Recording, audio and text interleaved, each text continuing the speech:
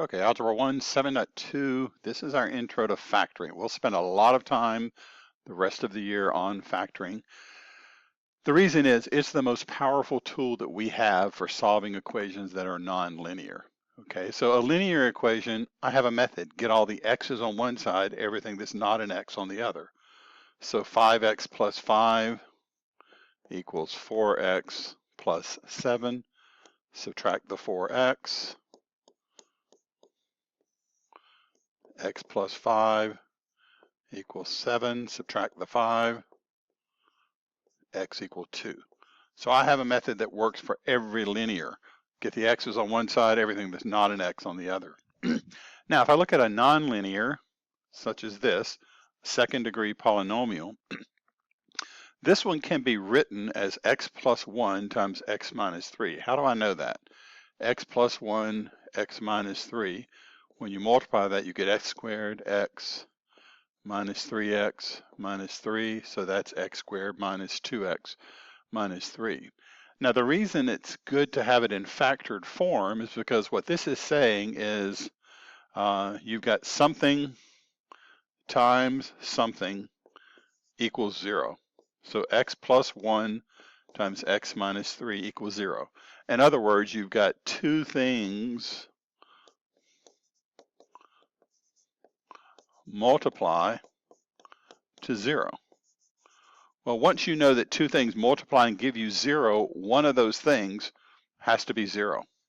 So either x plus 1 has to equal 0, which means x is negative 1, or x minus 3 equals 0, which means x is 3.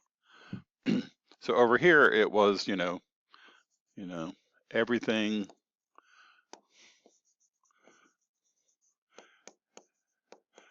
everything with x on one side, everything without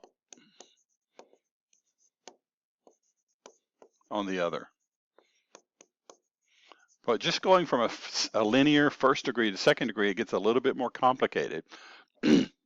Now, when I look at it like this, I can't get everything with an x on one side because there's an x squared.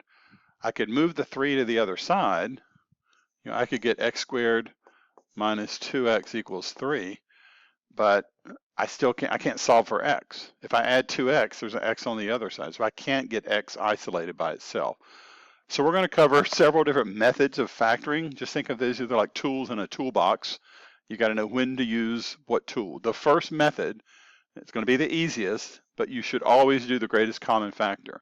We'll get into some harder methods, and people will overlook this one. But this one, you should always look first. It should always be the first thing that comes to mind. Is there a greatest common factor? So how do I find the greatest common factor? These numbers are all divisible by 2, right? 6, 4, and 3. Now, if I look at it, there's nothing else in common. The 6 and 4 could be divisible by 2, but not the 3. Or the 3 and 6 could be divisible by 3, but not the 4. So 2 is the greatest common factor. Find the greatest common factor between x to the 5th, x to the 4th, and x cubed. So if you look at these three terms, they all have in common the smallest number. So x cubed is the greatest common factor because every one of them has 3 x's. One has 4, one has 5, but they all have at least 3. Now, if we put all that together, find the greatest common factor here, it's just got 2 pieces. The numerical part, and so when I said that that's 2, 6, 4, and negative 3, so the greatest common factor is 2x cubed. So that's finding the greatest common factor. What's going to be more practical is if we factor out the greatest common factor or write this as a product of its factors. So the greatest common factor is 2x cubed. And so what we need to look at is what do we multiply 2x cubed by to get 12x to the 5th? Well, that is 6x squared. What do we multiply 2x cubed by to get 8x to the 4th? Well, that is 4x. What do we multiply 2x cubed by to get negative 6x cubed? That's minus 3. So this is factoring out the greatest common factor. Okay. Let's factor out the greatest common factor from these. So if you look at it, they all have an x, but the numbers 1, 5, and 22 have no other numbers in common. So I can factor out an x. That's my GCF. What do you multiply x by to get x cubed? That's x squared. What do you multiply x by to get it 5x squared? That's 5x minus 22. Look at the next one. So let's look at the numbers. Negative 16, 28, and negative 20. Those are all divisible by 2. So negative 8, 14, and negative 10.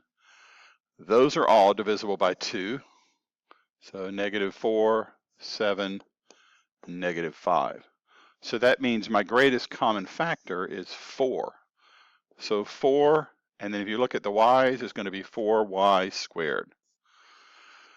What do you multiply 4y squared by to get negative 16y squared? Well, that's going to be negative 4. And what do you multiply to get 28y to the 4th? That's 7y squared. To get negative 20y cubed, that's minus 5y. Find the numerical part first. So 18, 12, and 15. I know that those are factors of 3. So that's 6, 4, and 5. So that's the numerical greatest common factor, 3. If you look at the x's, they all have one x, but they don't all have a y. What do you multiply 3x by to get 18x cubed y squared? So that is 6, what is it, x squared y squared, plus, what do you multiply 3 by to get 12? That's 4.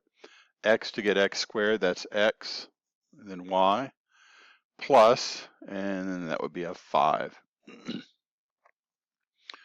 This one, I mean, you can see that the greatest common factor, the numerical part, is 7. And they each have one x and one y. So what do you multiply 7xy by to get 14x squared y?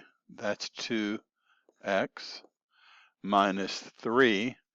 What do you multiply to get negative 21xy squared? So that's going to be 3y.